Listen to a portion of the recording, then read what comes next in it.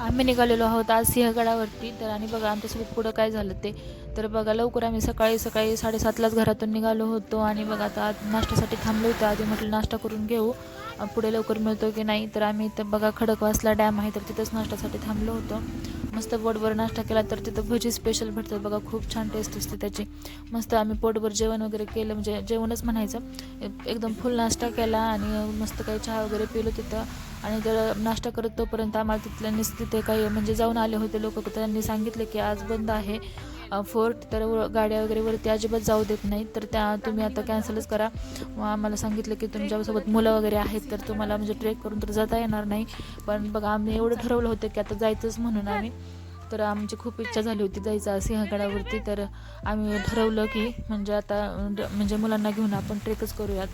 तर बघू काय होते ते. मग आम्ही पुन्हा म्हणजे तिथंच गाडी पार्क केली म्हणजे गडाच्या पायथ्याशी, आणि तिथून आम्ही ट्रेक करत गेलो. आणि बघा आम्हाला मुलांसाठी वाटत होतं चालतात की नाही, पण मुलं तर आमच्या पुढे पळतात. बघू शकता तुम्ही किती म्हणजे छान त्यांच्यात केवढी एनर्जी आहे बघा. मुलं खूप फास्ट चालत होते. घाम येते बघा ना, पावसात घाम. किती कॅलरीज बर्न झाले असते. काय होतंय परी, थकली का? नाही मी थकलो. थकलो का? मी पण थकले.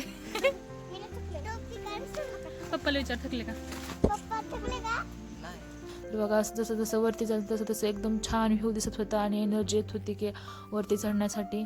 आमचा हा पहिलाच ट्रेक आहे, तर माझा आणि मुलांचा आमचा पहिलाच ट्रेक होता आणि त्याचा एक्सपिरियन्स खूप छान होता.